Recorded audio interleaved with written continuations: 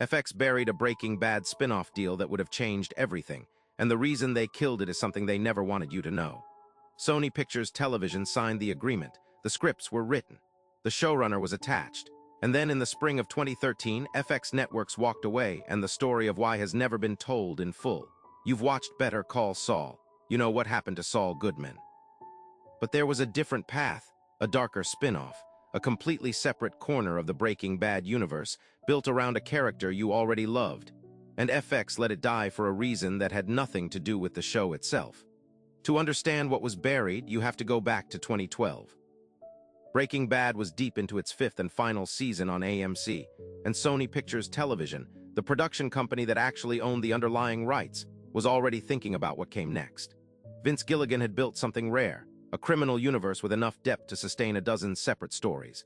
Characters like Mike Ehrmantraut, the Salamanca family, the cartel infrastructure stretching from Albuquerque to Mexico City. Sony knew the IP was worth more than one show.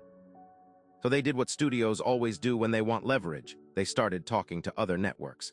Not AMC first, FX first.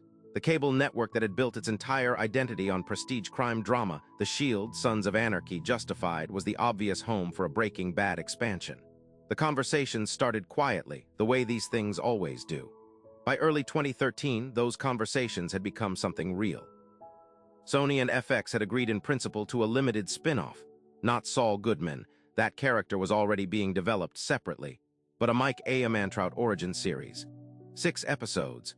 Jonathan Banks attached to reprise the role he'd played since Breaking Bad's second season. The deal structure gave FX a first-look arrangement, meaning Sony would bring the project to them before approaching any other network. The reported commitment figure was $18 million for the first season, modest by today's standards, significant for 2013. A writer's room was quietly assembled. The premise was set in Philadelphia in the 1990s, tracing how Mike went from decorated homicide detective to the fixer Walter White would eventually find. It was the Breaking Bad moral universe applied to a cop show. And the pilot outline, according to people who read it, was extraordinary. The deal was signed. Then it vanished. Here is where the story gets complicated. In the spring of 2013, AMC, watching FX circle its most valuable IP, made a counteroffer. They came to Sony with a broader development deal. Keep all Breaking Bad spin-offs inside the AMC umbrella. AMC had something FX didn't, the existing Gilligan relationship, the existing audience, and a desperation born from watching Mad Men enter its final chapters. The network that had been Breaking Bad's home wasn't willing to let Sony take that universe somewhere else. But that's not what killed the Mike Ehrmantraut show. AMC's offer was the second problem. The first problem was already building inside FX itself, and the reason they walked is worse than you think. Remember that signed deal? Here's where it actually died.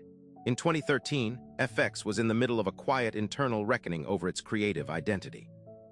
John Landgraf, who would later become the most respected programming executive in cable television, was consolidating his authority over the network's slate.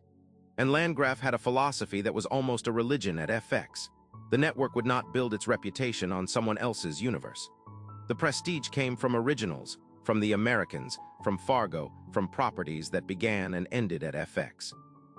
A Breaking Bad extension, however brilliant, carried a structural branding problem. If it succeeded, the credit flowed to Gilligan and Sony. If it failed, the wreckage was FX's alone. Landgraf reportedly killed the deal in a single internal meeting, called it the wrong kind of win. But here is the part they really buried. The FX development executive who championed the Mike project was out of the network within 6 months of that decision. The scripts were locked in a Sony vault.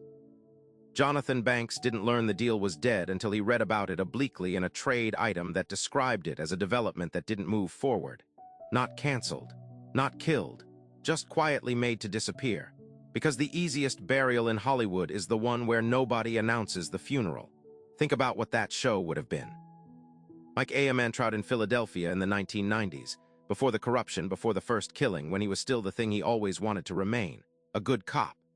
Jonathan Banks in a full origin run, 6 episodes built around a character every Breaking Bad viewer already mourned. It wouldn't have competed with Better Call Saul. It would have expanded the universe in a direction Better Call Saul never went, the East Coast, the procedural, the decade that made Mike who he became.